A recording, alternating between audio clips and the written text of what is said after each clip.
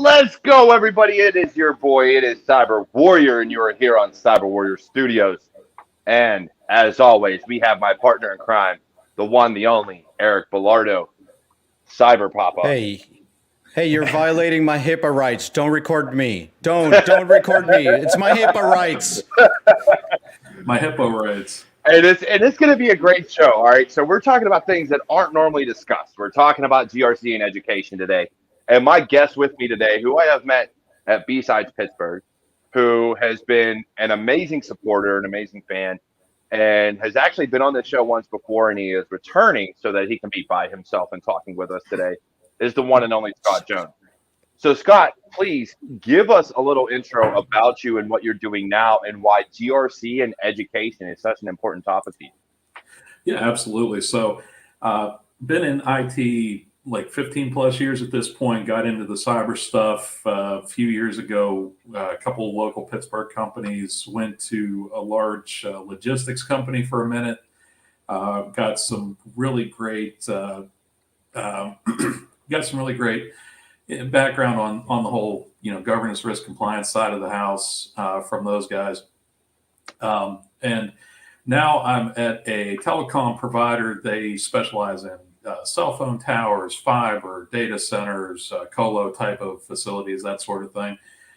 Really building the program out from the ground up, right? So it's kind of cool. They, the director of InfoSec there, Rob Andrews, great dude. They've built up a great technical presence. Now we're working on getting the policy procedure side of the house built up to be just as great as the rest of it. So definitely an exciting time. Yeah, definitely. And GRC is one of those things. It's not the sexy thing. Nobody likes the guy that comes in and does the audits, right? We all hate the auditor. The auditors are usually pricks. So everybody looks at the paper pushers like me, and they're like, oh man, this guy sucks. I don't want to deal with him. I don't want to do paperwork. I don't want to write stuff down. That's right. A bunch of bullshit. But it's a necessary evil, especially in this day and age. It's not enough to check the box anymore. You've got to actually have the stuff in place and show that you're actually following it. Yeah, for sure. And they're getting even more strict, to my understanding, with like insurance providers and stuff, where you have to be doing your due diligence and not just checking a box. That's right. You actually have to be doing, providing everything and doing everything that you can to secure your data. And if not, if the insurance provider finds you were just checking a box somewhere, they won't pay out. They won't support you. And so now that's coming out of your budget and out of your pocket. Oh, absolutely. Especially this day and age when every other minute it seems like somebody's getting breached, somebody's getting hit with ransomware, for the umpteenth time this week. You've got the colonial pipelines. You've got this mess going on over in Eastern Europe with Russia and Ukraine. I'm just waiting for more people to start getting hit with cyber attacks to try and start getting attention away from that, have people distracted, and all hell breaks loose. I mean, it's a perfect example, and there's so many soft targets out there too, So, the insurance companies, that's what they specialize in. They specialize in not paying. That's practically why they exist. Whether it's car accidents or, life insurance, anything else. If they can get out paying money, I mean, those guys love that stuff. So, and I definitely think that with the, when they first came around, a lot of them were just paying, like, all right, cool, you're compliant, blah, blah, blah. But they never did the research. And now you're getting smarter people in there that know the technology, know security, and they're like, they didn't encrypt this data, so why are we going to pay out when they didn't do their job? When they didn't do the best they could to secure. And that's what's important is that now, just like insurance, if you didn't have your seatbelt on or you didn't have airbags in the car, then the risk passes to you. instead of to the insurance company. So what's happening, just like what you mentioned, Scott, on Colonial Pipeline, was they made an agreement. They said, look, your security wasn't up to par. I mean, they didn't even have the two positions were open when they got hit. The director of security and the director of technical security were open, and they've been trying to find somebody for a couple of months. So they didn't even have the leadership. So what the insurance did was they said, okay, we'll pay the ransom, but all the recovery stuff is on you. Right. And that's just Yeah. it too, you know, with the recovery piece of it. So many people, you know, they think their backups are good. When's the last time you actually tested them? You know, you don't want And to, you don't want that's to a do this big stuff. part of that's a big part of GRC though. Is Absolutely. testing everything, making sure that it's all functional, that it'll work. It's part of your BCP, your DRP, your all these other plans that you're supposed to have in place. So with that, with GRC, right, governance, risk, and compliance, which is three different things, three different topics. I Because was you have governance, which is a certain set of policies. You have your risk, which is how vulnerable and what's the risk to your assets. And then you have compliance. Are you actually compliant with the policies and regulations that are there? That risk factor and that compliance factor sometimes separate themselves because they're like, well, I'm not at risk, so why do I need to be compliant? Or it's not in scope. Right. Your backup should always be in scope. Am I wrong? Oh no, you're spot on. I mean, you know, backups and, you know, even with companies that have mature GRC departments and things like that, a lot of times you still go in and you find out the last time they actually tested a backup was when things went sideways, you know, 10 years ago and they had to recover from tape. Okay, well, that's great. What happens if your VMware cluster goes down or something like that? You know, I know VMIS on Twitter has been doing some great write-ups on disaster recovery for VMware here recently. And that's one of the things that I know she's talked about in the past. You know, everybody talks about is backups, backups, backups. Actually, just, you know, take the time and make sure that your stuff is actually there. You know, and part of it too. Going back to the BCP piece, what are your actual like RTOs and RPOs? yes. Can you actually meet those requirements? Because most of the time you're going to find out, yeah, no, not so much. Well, let me ask you something on that, because I'm gray enough to remember when DR was a major component of all the different processes that we would do. We would start out and we do our weeklies, our monthlies, or our quarterlies, and then we would have tests. And those tests were during the different time periods. About 10 years ago, about 10 years ago, this whole concept of BCDR, all this stuff, started going away as soon as kind of the cloud started coming up. Right. Okay. Well, don't get me And started. and what ended up happening is all these ransomware attacks started happening. And I always say, what's a best way to fight against ransomware is have a good DR plan. But know that you've exercised your DR plan, know that you've exercised your backups, know that you've exercised all these things, because, if it's a ransomware that occurred because of a click, then you can recover to a known good status. But if Right. it's something that you've been penetrated and somebody's lived there, when you back up, you're still going to back up to a known bad state or unknown bad state. So, That's yeah. but DR has kind of fallen out, even though it's on the requirements, but it's fallen out of what's your perspective on that? So you bring up a great point with the cloud, and everybody thinks, hey, I can just bounce it up to the cloud and recover real quick, and life is good. And even if you have, replication going on, you're replicating the nastiness too, and that's what a lot of people forget about. along with that is you're going to replicate the shit along with the good. So yeah, you can spin stuff up. We don't need no stinking backups. Exactly. You can bounce that stuff up there and you can spin it back up, sure, but you're just reopening a door that might have been closed by your IR team, and you're trying to get things cleaned up, and you just gave them another way back in. So that's having that in your plan to be able to spin stuff up quick in the cloud is great, but you also need to take it a step further and plan for your offline backups. Situations with domain controllers being compromised, things like that. What happens if you lose your AD infrastructure? Do you have some sort of an offline backup you can pull from to get that back up and running at least?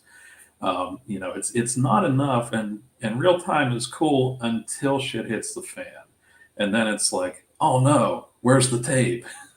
Well, the best part about that is that it was brought up by the cloud, and I talked about this in an earlier episode when we talked about backups. Is one of my previous clients, and not with the company I'm working for now. This was years ago. Their cloud information had a map drive to desktop computers. Oh no! Guess what? Always also was linked to that. Their backup. So their backups got encrypted with the ransomware. So they couldn't recover because that's all they had. So it was restore from scratch, and that's all you got, or pay the ransom.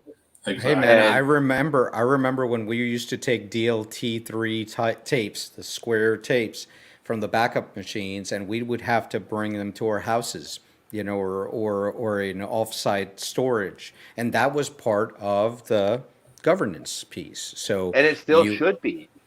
Right. Sign up with an Iron Mountain, work with your local bank or something, have that stuff put in a vault. I've seen it done a handful of different ways with different places over the years, but, keep that stuff offline too. Like, you can't just rely on, you're having an S3 bucket that you dump stuff into and all that sort of thing. Yeah. So we got a question here. Is there a standard form of risk assessment, such as Fmea, that is used based on not just process, but business risk? So, that's a great question. And, if I worked for a Deloitte or a BDO or something, I would probably know more of those frameworks. I know they exist, and that's part of a good BCP in general. You go through and identify your business assets and business processes. Go through and do a BIA. I forget what it stands for. Business impact analysis. Business impact. Yes, thank you. Go through and do that sort of thing and understand exactly where your priorities truly need to be and what kind of downtime you can realistically understand. And there are a ton of different ways to skin the cat, right? There's no necessarily one right way. Like everything with technology, you can do it a dozen different ways. It just depends on what you're doing. And there are a dozen different formats of that. I did a BIA analysis for a DR plan for a bank, and they had 72 different divisions, and we did a BIA by division. So then we were able to tier, these are the most important things, these are the second more important things, these are the third. And we use that by using that business impact analysis to build their recovery plans. So it's always about doing that analysis, but it's very important to understand the threshold, the pain threshold. That's what your RTO and RPO is what is the maximum amount of pain that you can tolerate. If you lose 3 days of data, are you going to be okay? If you lose 7 days of data, are you going to be okay? And then when they say, no, we can't lose a second, well, guess what? It's a full replicated environment. it's going to cost you 3-4 times as much to run this thing. And they go, oh, Yeah. well, we can afford to lose a day. Yeah, exactly. And when you're looking at like, and that's the same as your networks, right? So you look at when people look at like flat networks and mesh networks and partial mesh and everything else like that. It's the same concept. Well, can you lose this link right here? Because that links to your AD and that's the only one you have. Well, no. Well, then, okay. So now we need another link that can go here, here, and here, here. So you end up with some networks that are full mesh and some that are partial. But yeah, it's the same concept. Like for those that understand networking terms, that's what it is. So we got another one here. When we exercise our DR plans, there is always a level of simulation that keeps us from running the hard stuff. Pen tests come to mind. Like putting your hands on things, people, resources, etc. The stress of the situation is a key part of the exercise. And for those that don't realize, I read these out because this is also an audio podcast. So when you're looking at things like this, Scott, you know, have you seen that in your journey in cybersecurity where they limit what you can do because it may take something down, or it's too hard, or it's going to take too much time? Oh, absolutely. And a lot of times when I see that, it's typically with, hardware that's very fragile. A, a few past work lives ago, dealing with 30 plus year old compact mainframe equipment. Like you can't get parts for this shit anymore. And it was twitchy to start with. So, you don't dare even breathe on on those things out of fear that they're going to go tits up. And so, that's always a tough situation. I've seen other places where you're running, you've got one Windows 2000 PC that's been running for 20 some odd years straight. I'm going to tell you one that I did. This was, and he's heard this one before. I was doing an analysis in a Navy location, and there was this database that kept running, and we were doing this scanning, and we found this computer, and it didn't register to anything. We went literally closet by closet, and we found an old Apple IIe running a database that was still interconnected and critical. And it had been running for 20 years, and nobody had ever touched it. An Apple IIe, So I love that because there is a book out there. Can't remember the name of it. I know the author. I'm not going to state him. But the story comes from the Robin Hood hacker, and so he ended up getting put in jail. But what he did was for a while he was working with companies and he would just he got bored. So he found ways into their systems and then would go through an intermediary and eventually fix their systems. And so the one day he found one, and it was an old, non-maintained, non-updated proxy server.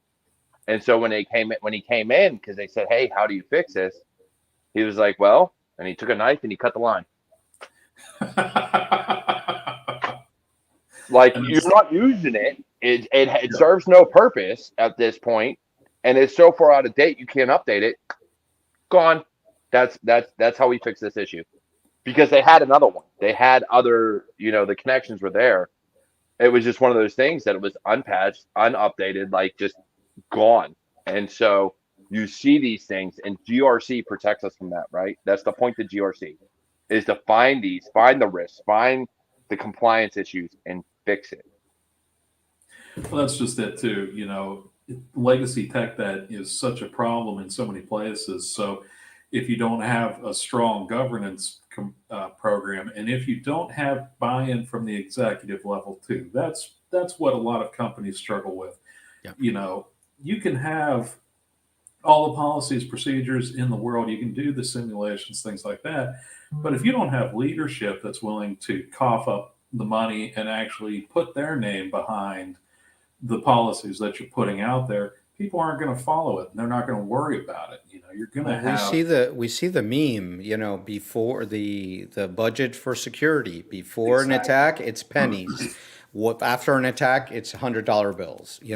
That is very important. And as a CISO, I see that all the time. It's being able to articulate to the board, to the CFO, to the CIO to say, look, in order for me to achieve this level, and the reality is GRC gives us that ammunition. Okay, Right. and people don't understand that that is another value of good governance, risk, and compliance. If I can show an organization, listen, you are not going to pass SOC 2, and that's going to impact you when you're trying to do business over here because they're going to want to see your SOC 2. Okay, Right. and that's when you start getting the money and be able to put your roadmaps and risk rank those things so that you can see this project needs to be done before this project, before this project. Yeah. That's just it. Like what was it in the movie Friday? Dude with the curlers, he was always like, you play with my money, you play with my emotions, Smokey."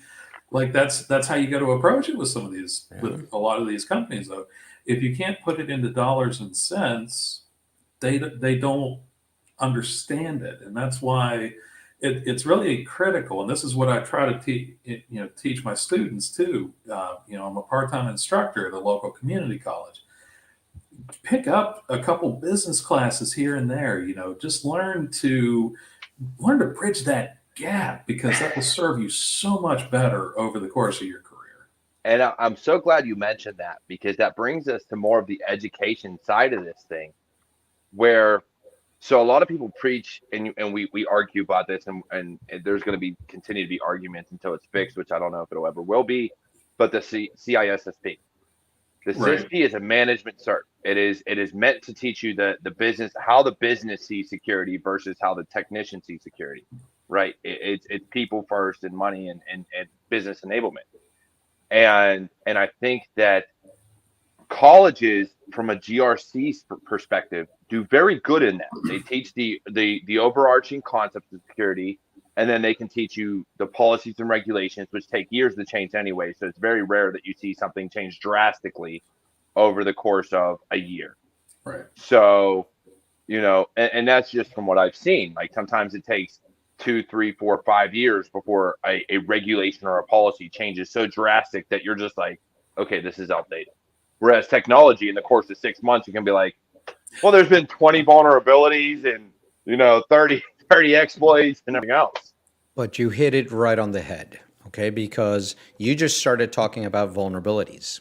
And when you go to the board, when you go to the CISO, you go to the to the C-suite, they don't care about vulnerabilities. And that's Nope. what happens with, I guess, technology-based people. And we are all technology-based people.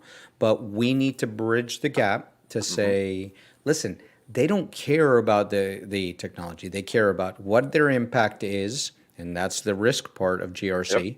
What's the impact to the business? Yep. And that's the biggest part. No, absolutely. And that's, from a material standpoint too, trying to teach that stuff as part of a college program is a struggle, because, like you said, you've got the CISSP. That's cool. That's not entry level. It's not even close to entry level. Like that, that's ridiculous. You need Exactly. 5 years experience, At least at 5 At least. least. And then 7 without a degree. right. And then you've got the ISACA side of the house with the CISM and that sort of thing. And they've got some decent stuff too. But again, you get into that experience requirement and things like that.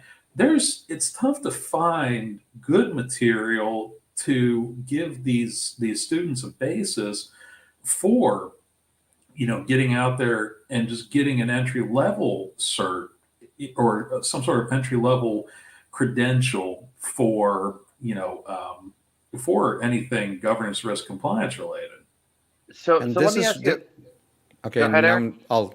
okay. So this is one thing that always burns my bubble is we do a lot of stuff with if it's red, if it's blue, if it's green, whatever.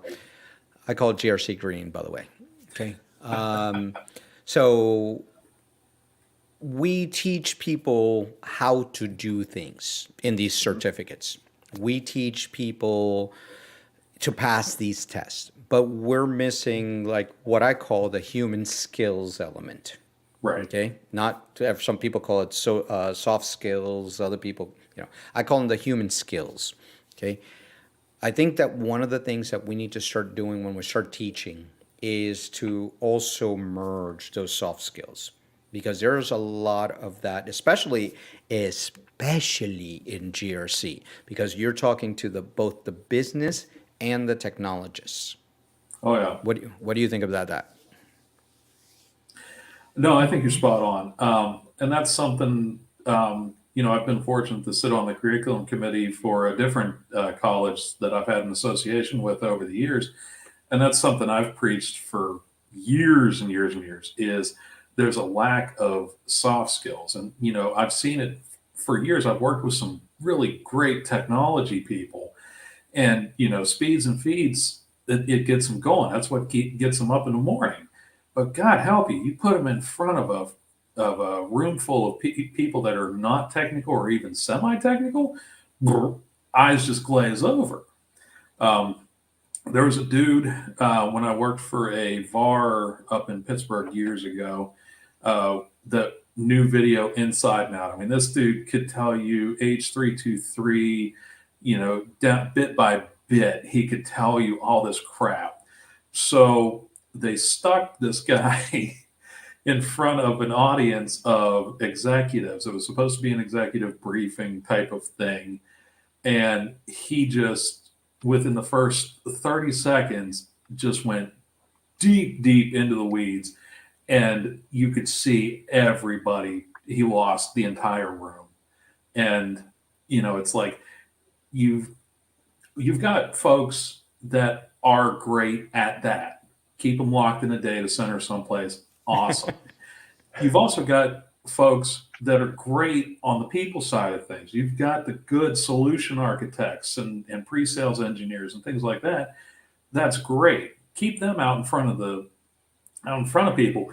It's tough to try to get people, and I've been fortunate to work with some really good ones that have been able to kind of bridge that gap, and they've been able to teach me over the years kind of how to bridge that gap a little bit between the technical and the business side. And I've had some good students. I don't know if they're watching, but I've had a few good students over the years that have just naturally been able to kind of translate between the bits and bytes and the dollars and the cents. And that's amazing. And actually we had that conversation with Carolina last week, is from the sales side, knowing the technical, but being able to talk to the people and being able to relate the information to others. And that is one of the things that is very difficult for a lot of technical people. If you're in the weeds and always technical, a lot of times, and not always, and I'm not going to say always, I hate that word because it's not always, but a lot of the time they are very antisocial. It's very hard for them to speak to others. And one of the things I ran into, and I talked to somebody who actually knew the designers of like Word and Excel and that, like they knew the actual programmers behind it. You couldn't talk to them. Like it was utterly impossible. They could not separate and actually interact with humans. And that happens, but that is why they are programmers. That is why they do what they do. And to be us though, as cybersecurity professionals, if you cannot interact with the human element, then you're gonna provide that ceiling for yourself, because there's only so far you can go in the technical spectrum. And you may be an expert and get paid buku bucks and be able to make a great living. I'm not going to take that away from you, but you set that ceiling for yourself because you do not come out of your shell. And I think that is one of the hardest parts for technical people, is to come out of their shell and be able to break down the technical to the business element and really tell the business why things are problem. Not all programmers, don't say that. I said Microsoft, and don't bring that to me, You Eric. said programmers are antisocial. Actually, a lot of them are. I ain't even gonna lie. They really are. A lot, not all. I will never say all, because I know some great programmers that have talked to me, and they are fantastic and broke shit down for me in a way that I didn't even know could be done. 10 No, I mean, go to 20. No, I mean, a prime example of that is my dude Sinclair Nader on Twitter. I worked with him years ago at a law firm, and this dude, wizard with a keyboard. I mean, just one of the greatest dudes you ever want to talk to. And he's one of those people, one of those programmers who is uniquely personable too. Like he has a personality in general, right? You know, he's not just pasty keyboard dude. Like he's actually out there. You know, he's doing the thing, and he's I've been able to pick up a little bit of stuff even from him on how to kind of bridge that gap between the people and the actual technical side of things. Yeah, definitely. And like we said, that's a very important part. And the other part of that, and we talked about it, was being able to relate to the business, and that's where GRC comes in. And I think that's where sometimes your blue team and red team are afraid of GRC or just don't interact with them. And honestly, and me and Eric have talked about this in the past on the show, is without GRC, you would not have a blue team and red team. You really wouldn't. No, absolutely. It's because if you don't have anything to really measure against, it's you're just sitting there kind of hacking back and forth, and that's sorry about the pasty keyboard thing. I'm sorry. It's still great. Don't be sorry. You're good. I love you. It's my job to be the pulled up. There it is. Oh wait, you got to get rid of your logo, dude. God, your logo's covering comedic. This is what I do here. Okay. So Eric is my comedic relief. He is my wingman. He is my partner in crime. For those listening on audio only, I feel targeted. Vaquero, come on, man. Pull that up. But no, I look at it and the way I see it, and this is where I find education can do a lot of great things, is bringing these GRC people those little bit of just that bare minimum of technical skills to be able to do the governance, risk, and compliance. I don't think a college program, and again, this is just me speaking. I share no opinion with anybody else. If they have their own opinions, that's fine. My opinion is a college, because of how long it takes to update a curriculum, will never be able to keep up with the hands-on technology of security. It is a great program and it gives you a great understanding of concepts, but when it comes to getting your hands dirty, if you're not doing it on your own, you will not keep up. So Scott, let me ask you a question, because there's a lot of discussion in the field of people coming into GRC, people learning GRC. And I'll ask the big question and then we'll narrow it down. Do you need to be technical to be in GRC? It helps, but it's not a requirement, at least from my perspective. I'm fortunate to come in here, and I, shortly before I was hired at my new place, our director had had an individual come over. She's got a law background, and she had an interest in learning the cyberspace. So, somebody like that is making the transition, and she's already made a huge splash for us, helping me kind of sort through some stuff.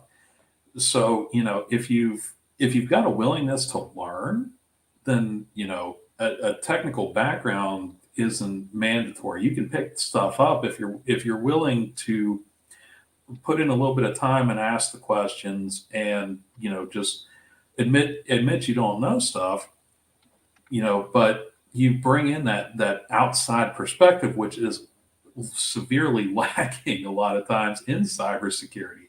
We take this really myopic view of, we've got hackers over here, we've got vulnerabilities over here, all that stuff, and we don't necessarily consider what's outside of that. Even within the governance and risk side of things, we're still just focused on the policies and procedures and things like that, and we don't necessarily take in the human element nearly as much as we should. So having that outside experience is huge. And like I said, she's a phenomenal person that I've essentially just had handed to me. So she, like I said, she's made a huge difference. Really great hire. Okay, so for our audience that may be interested in getting into this, GRC, one of the questions that I always have to tell people and explain to people, they hear the words policy, procedure, compliance, policy, procedure, process, and I forgot the other one.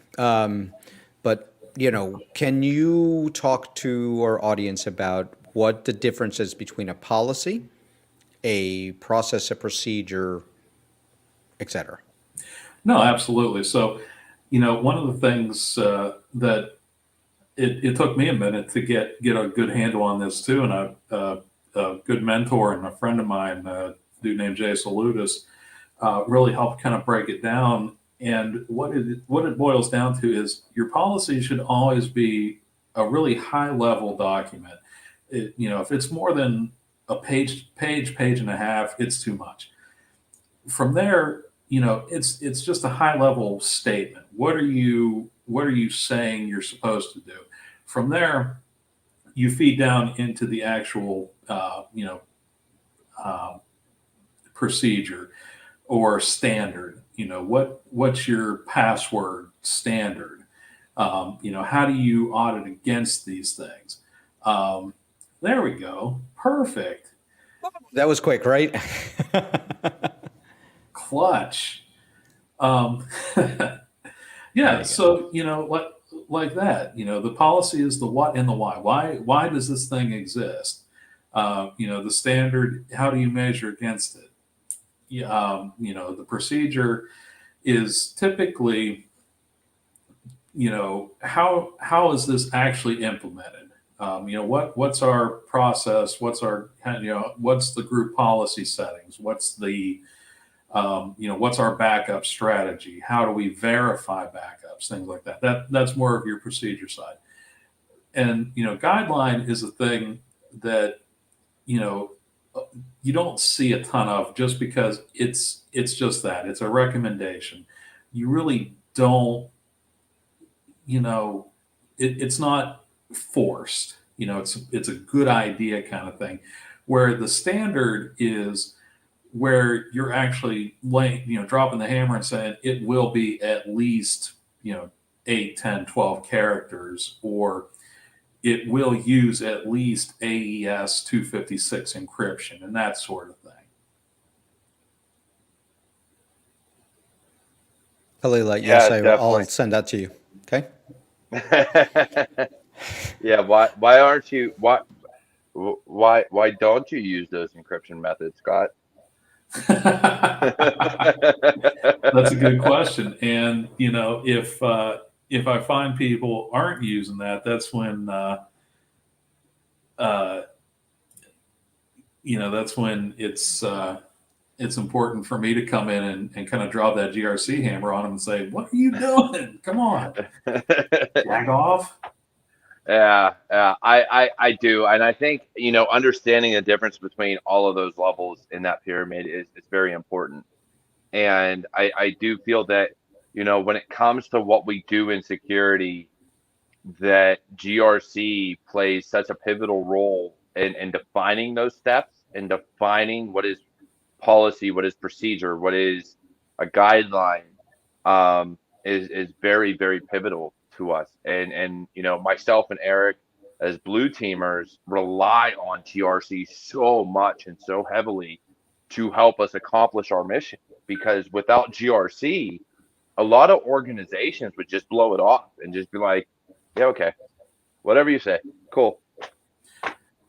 That's just it. If you don't have something in there telling people, this is the minimum of what you need to have in place, the blue team can't protect it, and the red team can just go to town and ram it up everybody's asses, because you're going with whatever is the absolute easiest thing, which in a lot of cases is do nothing and just kind of bury your head in the sand. Okay, so now the other challenge is we have all these different compliance frameworks. And, we look at if we were starting to learn the compliance side of the house. Mm-hmm. And we looked at things like Nist frameworks or HIPAA, because my HIPAA law is violated. That was just wonderful today. If you're listening on the podcast, there is a video on Twitter of a lady that starts screaming because she wants to hire some boat. And she starts telling somebody that she was being recorded, and that was a violation of her HIPAA. So, yeah, pretty bad. So, you've got all these compliance frameworks. And Scott, can you talk to us about, what you would recommend somebody? Now, we're not going to get into the gazpacho piece. Vaquero.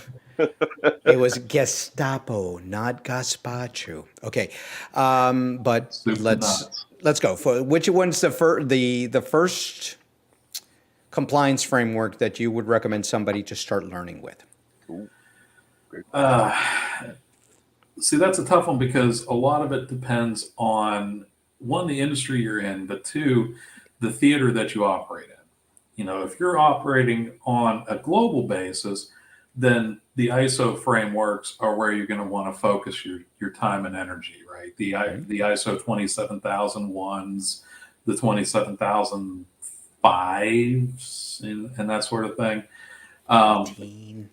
15. There's so many dots. Look, let's not talk. there's too many freaking numbers with those pricks.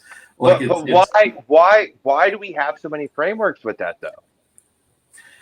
That's just it. There's a lot of different ways to skin that cat, and we can't just allow one group to ultimately be right. It turns into a religious debate essentially, and that's the best explanation I can come up with is, you've got you've got ISO, you've got the Catholics over here with that, you've got Nist over here in the United States, and call them the Protestants, and then you've got some of the other kind of fringe ones. You've got the Scientology and you got the Canadians there with Pipida and stuff. Okay, so yeah, but you look at the global standard, the International Standards Organization has the ISO 2700. And of course, the different ones for medical devices and stuff. But there's ISOs for everything. Now, there's the US based ones, which is, the Nist based framework. And, Nist was kind of one of the ones that started the whole security compliance. Before that, and I remember when I started, we had something called the Rainbow Series. Yep. And the Rainbow Series was a predecessor to all of these ones, and that was done by the DoD. Now, what was funny about that is one of the compliance things that we had to do was tape a sign on top of the data processing unit, the computer, that said no drinking or eating or smoking near the data processing unit. And that was a mandatory check block. Okay, so yes, I am that old. But you know what the sad part about that is? That actually makes sense. Like, that is the extremely sad part. What was the risk? What was the risk? Dumping food or whatchamacallit, ash into the computer. So it was a risk that they were trying to mitigate. Yeah. No, I mean, and you're spot on with that. And back to the original question, as far as starting out, I think the best place to start in reality is probably the Nist CSF.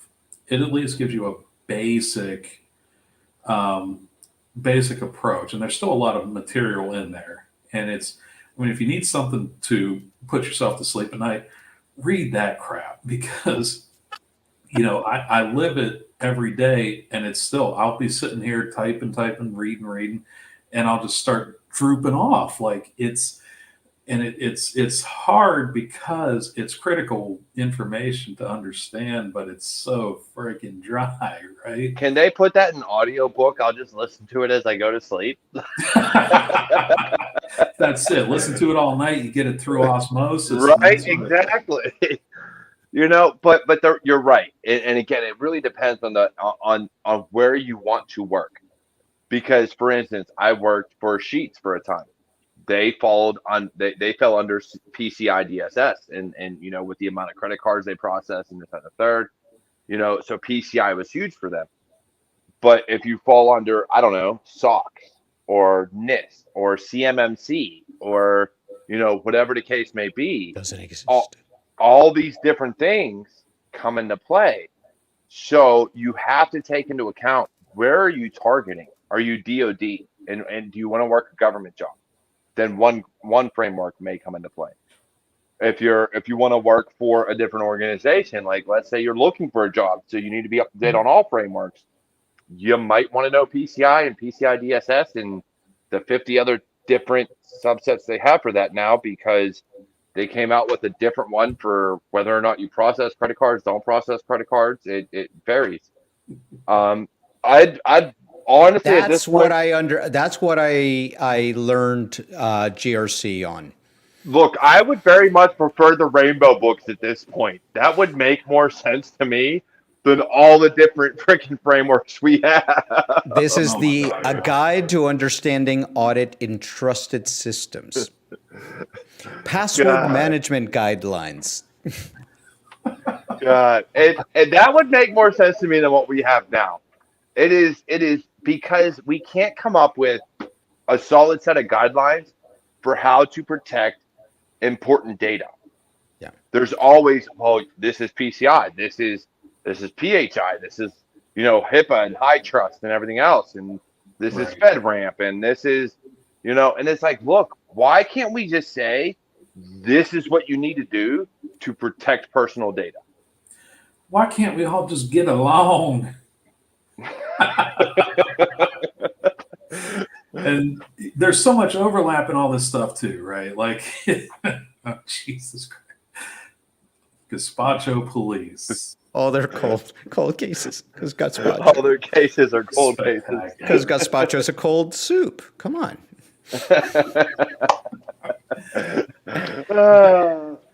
There's so much overlap in this stuff, though, and depending on the situation you're in, sometimes, you know, I'm starting to see, you know, CMMC is starting to creep in where, you know, it was never expected to be at, and it's such a moving target right now too, with 2.0 not finalized even.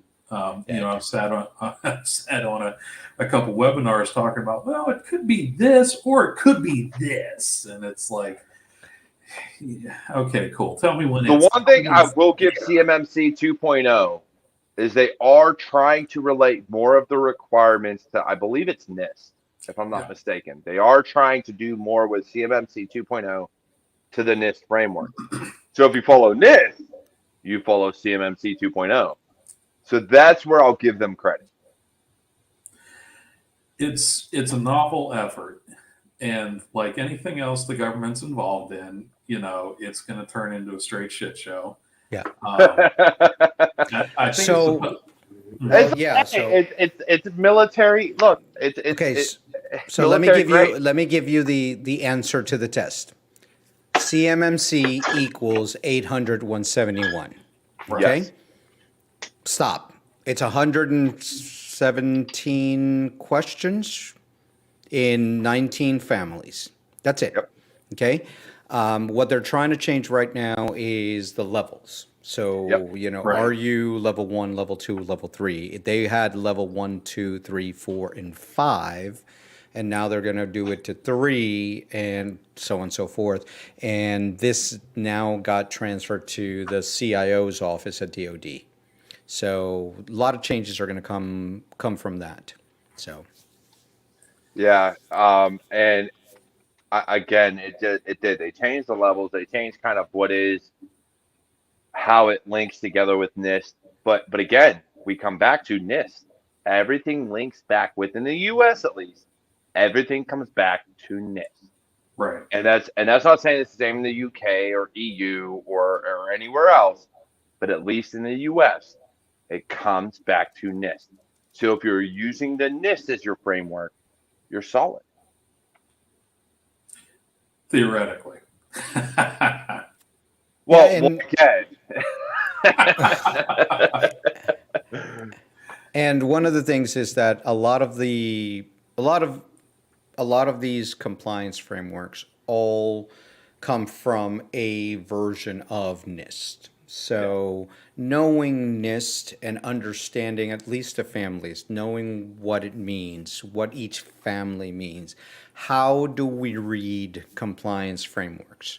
Because that's where, like you said, Scott, having a lawyer in your GRC helps to, section 3, paragraph 2, subsection 5, did you lift your right arm before you lifted your finger? Then you're out of compliance. Yeah, and we got one right here. From Twitch, the fragmentation of understanding of GRC leads to compliance regulatory oversight. People to cobble together this rigid framework of compliance that they understand and don't afford themselves the flexibilities of the particular regulatory space that was intended. So it is a highest common denominator. And he's not wrong because there is so much fragmentation that you just go with the highest and you're just like, all right, cool, we're going to go with this. No, you're absolutely right. And, you see this a lot with like the data privacy laws. You've got CCPA, you've got the New York State law, you've got GDPR, which Jesus Christ. Oh God. That's her hey, Trash Panda, I did that for you. Trash Panda. Oh, that was magnificent. Oh God. I love Trash Panda. He's my hero. Oh man. You got him on topic now, Eric. Bring him back around. Okay, bring you back down. Okay. See, I feel like the soup cop is the person that comes after people for these bogus privacy laws that keep fucking coming up. Oh yeah, and that's GRC right there. That needs to be the GRC mascot for right now. But the laws mean something. They mean something. If you look at how they were intended, not how they're implemented. Okay, right. So since we're getting close here to the top of the hour, I'm gonna ask you one big question. Does compliance equal security? No, absolutely not. In a perfect world, sure, it would. But compliance is essentially being able to check the box. And we see this all the time with people that, yeah, we've got X policy and we've got Y policy, and oh yeah, we can check that little compliance box and we're good. But then in reality, things aren't truly followed, and you've got this stuff that's on paper and it doesn't mean jack shit. And that is it's a huge problem. And it leads people, especially the executive suite, into this false sense of security, right? Like, oh, hey, but we passed our compliance, stuff, hey, that, and, exactly. It's a bare minimum, and that's even if they actually test anything. And that's the thing. So a lot of the compliance is about what you have, not how strong it is. Exactly.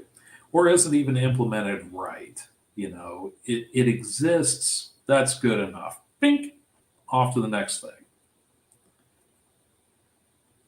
Yeah, Novel I do idea. agree, and but here's the kicker, and here's the biggest kicker behind it. When it comes to compliance, you should not be able to have the same auditor in the same company audit you more than 1 year.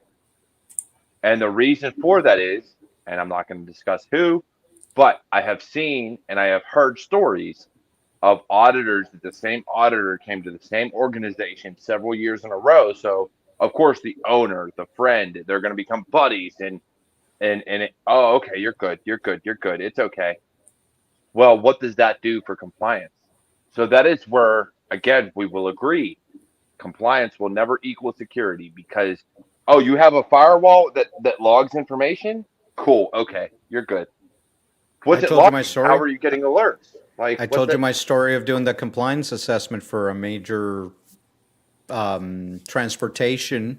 They were very happy that they had all these Palo Alto firewalls. Well, compliance said you've got firewalls in every level.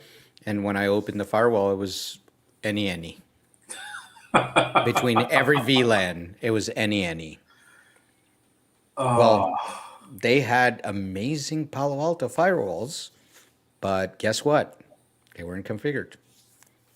Yeah. So, and never. that's the issue with that compliance does not equal security a lot of times. And it comes out of the regulation. And but again, this is where I think education and GRC can really come together because I think you can get a lot of education out of these policies, procedures, regulations. I think you could teach a lot of that in college and get a greater understanding of how this can be enacted and really truly understand the cybersecurity and everything behind it and understand these policies versus trying to teach technology that is always going to change and you're not going to change your curriculum with it. Your curriculum is going to take years to change, whereas these policies will take years to change. So your policy and procedure and everything else like that could be taught in a college where the technology gets a lot harder to keep up to date. Oh, no doubt. No doubt. So with that, we have Dancing Granny coming up. Of course. Of course. You can't leave, you can't have a security happy hour without Dancing Granny. I think she's going to be at the halftime show for the Super Bowl. She needs to be. She needs to be. So look, hey, for Are everybody you that proud is, of me? Nice. I am. I'm proud of you. Look, hey, you drank your one. I'm gonna do your empty glass cheers because cheers, salute. Look to everybody that's watching. If you have not liked, commented, and subscribed down below, please go ahead and do so now. We're gonna continue on the show. We got another 3 minutes left, but I do want to. I do want you to show some love. Understand that this show is all about you. It is all about your questions, your comments, everything you bring to the table. The guests that come here are here to answer your question. We have a discussion, but your questions are what drive the conversation. So please chime in, ask your questions. So before we sign off for the night, if you have any last questions, please ask them now. Scott, thank you for joining us tonight. It has been amazing. And I will send you that B-Sides Pittsburgh information as soon as possible. I'm going to talk to my boss this after this weekend. So Monday, I'll probably get it to you. But it has been an amazing show. If you have not yet done so, check out CyberWarriorStudios.com, where you can support us, whether it's through Patreon, CashApp, buy me a coffee, or buy any of our awesome merchandise, like this great hoodie I have on right here. It's amazing. And one more thing I'm going to throw out there. Securities has an amazing show, or amazing merchandise as well. I will be sponsoring her merchandise soon. Don't worry. I got that coming in. Eric Blardo Cyber down below. We do new battlefields every Thursday. Every Thursday we have a new guest, just like we do on Security Happy Hour. And once again, it's me and Eric coming at you live on YouTube, Twitch, Facebook, and LinkedIn. So make sure you tune in and please go subscribe to Eric. Please. And Please. Scott, I just want to say thank you very much. You've covered a lot of stuff for all the audience here. There's a lot of information on GRC. GRC is not talked as much. And one of the things that we want to do with my channel and his channel is bring that governance, risk, compliance, the issues that are there, because we are all part of the cybersecurity career field, and we need to be able to teach people that cybersecurity is not a job. Cybersecurity is a career field that has 50, 60 different types of jobs out there. So please continue to support there and continue to do what you do in teaching all the new generation of I say new generation of cyber defenders, but in your case is new generation of governance, risk, and compliance defenders. So